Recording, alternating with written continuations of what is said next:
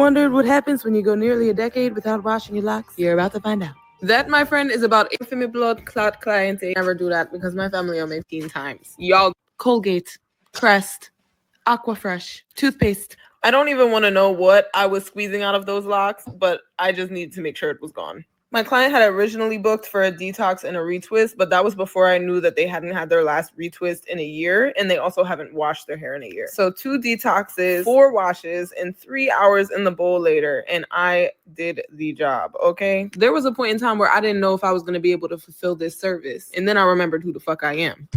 Am I not sharing the screen? Let me stop it. This is too good to not share it. Share screen here.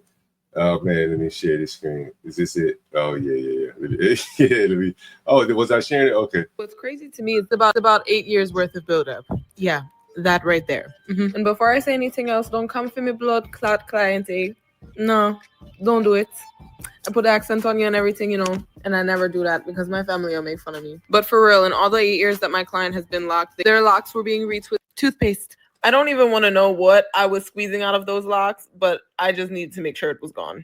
My client had originally booked for a detox and a retwist, but that was before I knew that they hadn't had their last retwist in a year, and they also haven't washed their hair in a year. So 2 detoxes, 4 washes, and 3 hours in the bowl later, and I did the job, okay? There was a point in time where I didn't know if I was going to be able to fulfill this service, and then I remembered who the fuck I am. What's crazy to me is this client drove all the way from Newark to get serviced by me because the stylists that they were seeing weren't offering shampoos. It's so crazy to me to think that there were stylists that were retwisting over all of that buildup, knowing damn well we not blind. I'm just really glad that they found me and that I was able to get them right. This really goes to show the amount of negligence that can be found within my field of practice. Because can you really call yourself a loctician if you're sitting and willingly doing somebody's service knowing that it requires more maintenance than what you're providing? Did I expect what would typically be a 1.5 to 2 hour appointment to be a 4-hour one? No. Did my client expect to walk in and pay twice as much as they thought they was going to? No. But at the end of the day gonna end. And we was... Man, do you see that shit? That shit looked better before she came in. Look at all these fucking bald spots. Either going to do it the right way or we wasn't going to do it at all. And as you can see, baby, we did it the right way. The difference was insane. And most importantly, my client felt... That shit looks fucking ridiculous. Satisfied, refreshed. Oh, shit.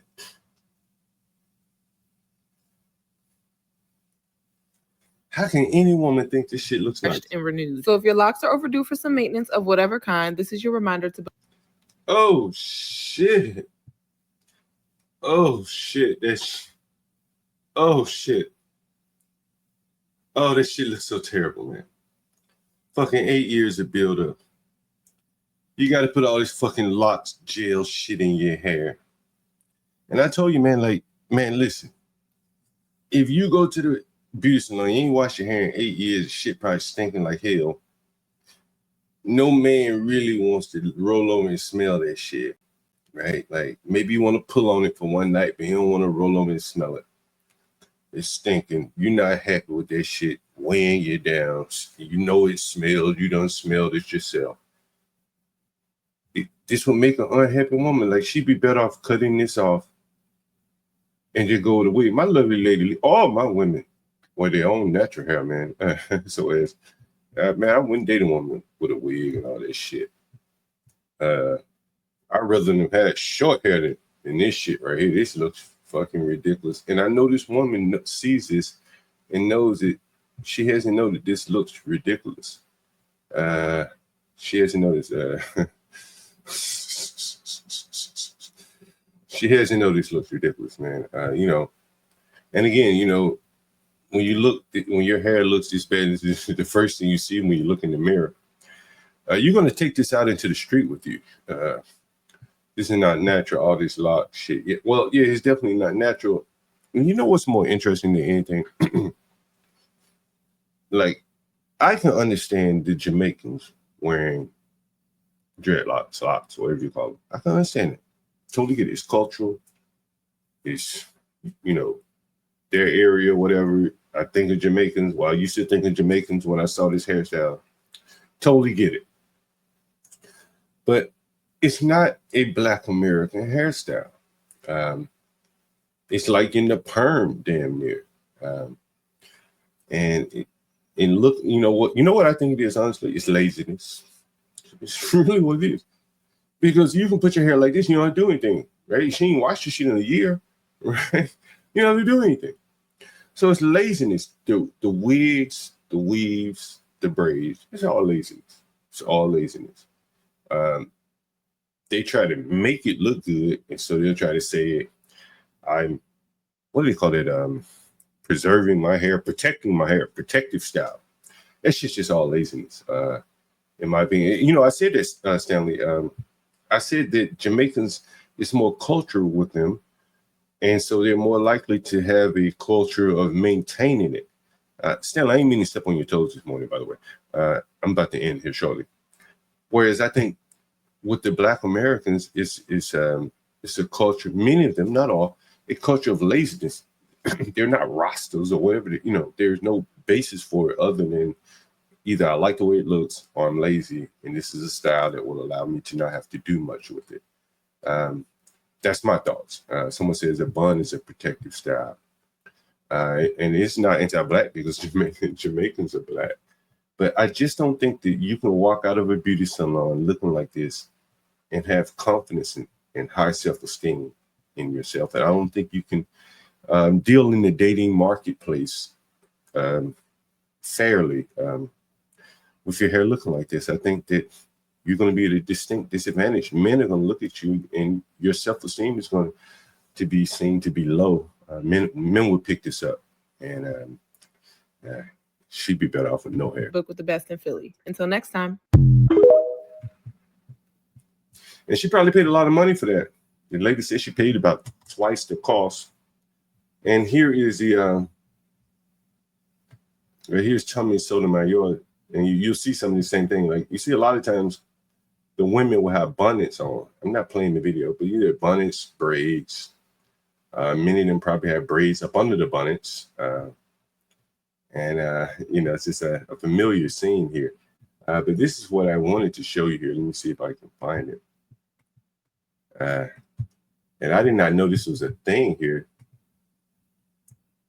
And here it is.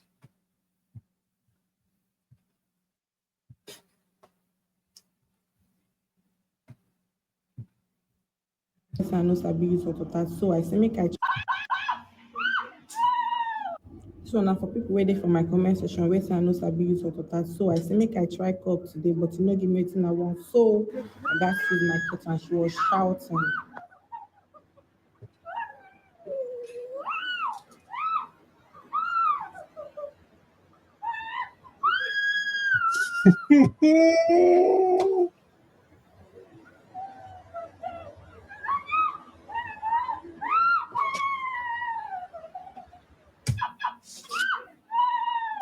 So now for people waiting for my comment section, where I know Sabi use that, so I say make I try cup today, but you know give me anything I want. So I got to use my cut and she was shouting.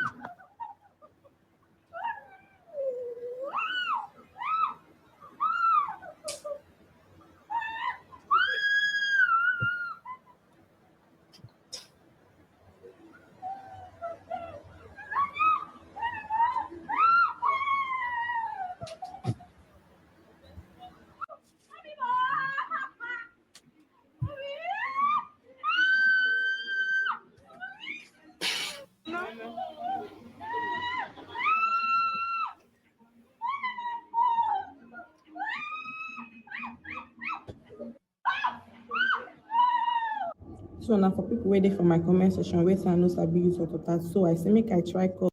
What this is I had to Google this shit. I wasn't familiar with this. Hot water braids. You'll find plenty of videos. I'm sure you'll find plenty of videos on this. Let's see.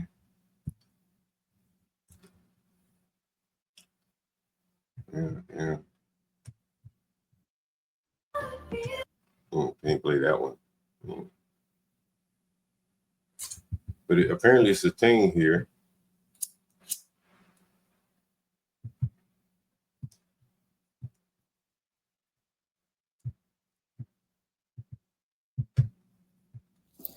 Today, I'm going to be showing you 3 different ways that I finish off my braids.